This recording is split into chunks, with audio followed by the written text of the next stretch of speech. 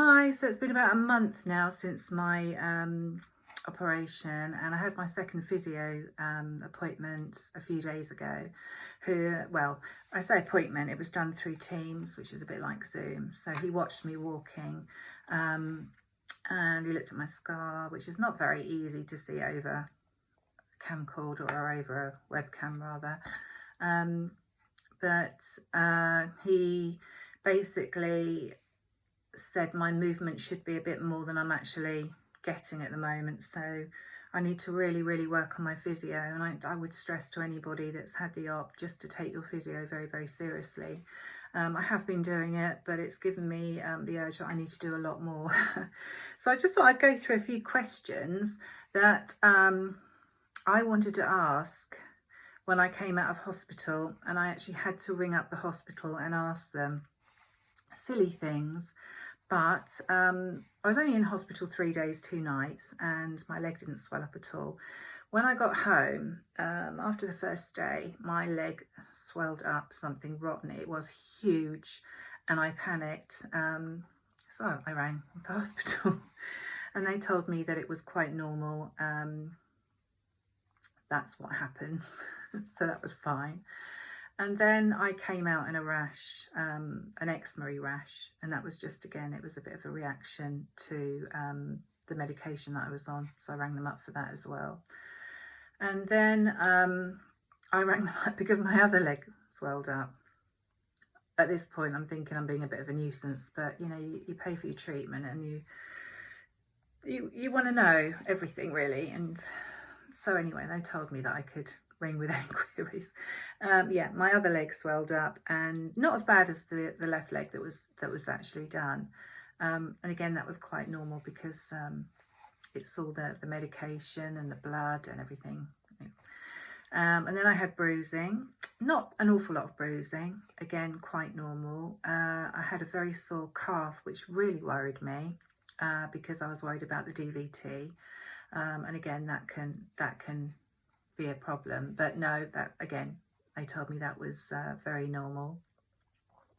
But with DVT, it's a good idea, even if you're laying down or sitting, just to occasionally stretch your calf muscles out or wiggle your toes, just to help prevent that. And the other thing I rang up for was I was taking black cohosh for PMT, or rather menopausal problems, and I hadn't gone back on it. I'd taken myself off it, and I rang the pharmacy up, and they said no, do not go back on black cohosh because it will interfere with your blood thinners. They will work too much. So it was a good job that I rang for that. And the other thing was, before the operation, I was taking turmeric with glucosamine. When I went for my pre-assessment, the nurse said to me, "You're fine with the glucosamine, but you need to come off turmeric."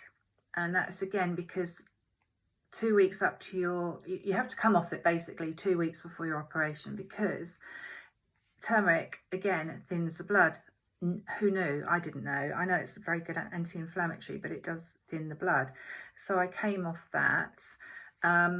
And then after the operation, you'd think turmeric would be really good to help with the inflammation and everything. That's a definite no-no again, because turmeric will interfere with your blood thinners.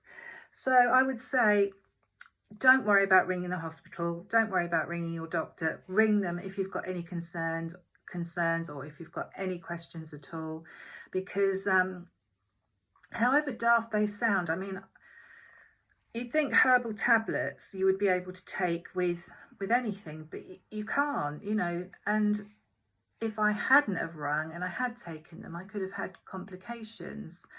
So yeah, I'm just trying to think of anything else that I kind of asked them. I think that's about it. But what I would say,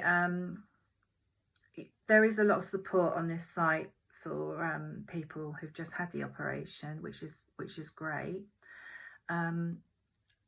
But every person that has a hip replacement is unique, and your problems are unique to you. one size doesn't fit all. What one person can do, one person can't do. What one person can take, another person can't. You're your own person. So if in doubt, ring your doctor. Don't rely on somebody like me telling you can or you can't do something, because you need to find out for yourself. My swelling has only just started going down. I think probably the last few days mostly. I was worried because I couldn't get my shoes on. Not that I've been going out anyway. And I thought I was going to end up with this huge leg forever. But it does get better and it does go down. What the physio said to me though is that if we have another hot day, or I go on holiday, or I fly or whatever, it could be that that leg will swell up again, because it will always be, you know, the leg that's been traumatized.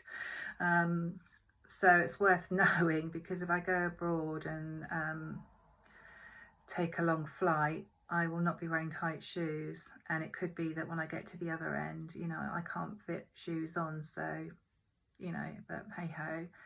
And I think that's about it. The only other thing was I was quite anemic when I had my blood test after my operation. Excuse me. And they said that is quite normal. You know, you do get a little bit of blood loss during surgery.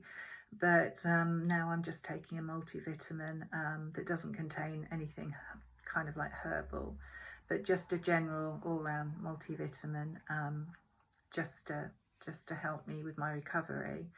Oh, one other thing is my nails. I don't know whether the general anaesthetic does this, because it does. I know from being a skincare expert, it can affect your skin big time. But my nails are brittle now. As soon as they get to a certain length, they just completely split and break. So I'm having to really sort of use a lot of hand cream, a lot of nail serums and everything to try and get my nails back to how they are. But it could take sort of, obviously your nails from when they're growing, it can be about 3 months. So don't worry if you all start splitting and breaking, that is normal. And that's about it. And I hope this has helped you. If you want any other reviews, or want to look at any of my other vlogs, I'm on YouTube under Anna Marie Norris, so you can have a look at my other vlogs. Anyway, thanks for listening and happy recovery.